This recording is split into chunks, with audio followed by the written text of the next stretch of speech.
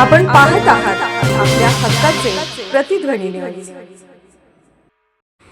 अन्न व औषध प्रशासन कार्यालयाच्या उंबरठ्यावरच घाणीचे साम्राज्य. भिंतीवर गुटख्याच्या पिचकाऱ्यांची रंगरंगोटी. स्वच्छतेचे धडे देणाऱ्यांचे कार्यालय अस्वच्छ.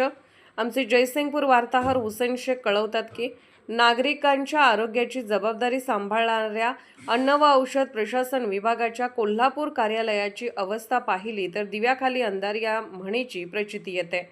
कार्यालयाच्या प्रवेशद्वारापासून ते आतील परिसरापर्यंत घाणीचे साम्राज्य पसरले असून भिंती पान गुटख्याच्या पिचकाऱ्याने अक्षरशः विद्रूप झाल्या आहेत. अशा अस्वच्छ वातावरणात नागरिकांची कामे होत असल्याने विभागाच्या कारभारावरच प्रश्नचिन्ह निर्माण झालं आहे. एकीकडे अन्नपदार्थाच्या स्वच्छतेची तपासणी करणारा आणि नागरिकांच्या आरोग्याचे रक्षण करण्याची जबाबदारी पार पाडणारा विभाग तर दुसरीकडे स्वतःच्या कार्यालयातील अस्वच्छतेकडे पूर्णपणे दुर्लक्ष झाल्याचे वास्तव समोर आले आहे.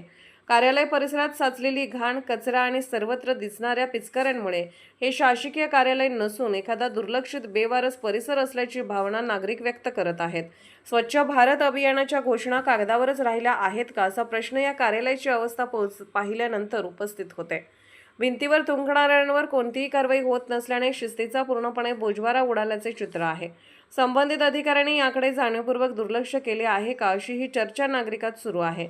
नागरिकांना स्वच्छता आणि सुरक्षित अन्नाचा संदेश देणाऱ्या विभागाने प्रथम स्वतःच्या कार्यालयाची अवस्था सुधारावी, परिसराची तातडीने स्वच्छता करून भिंतीची दुरुस्ती व रंगरंगोटी करावी, तसेच कार्यालय परिसरात घाण करणाऱ्यांवर कठोर दंडात्मक कारवाई करावी अशी तीव्र मागणी होत आहे. अन्यथा स्वच्छतेच्या नावाने केवळ कागदी घोडे नाचवणाऱ्या प्रशासनाचा हा आणखी एक नमुना ठरेल अशी संतप्त प्रतिक्रिया नागरिक व्यक्त करत आहेत.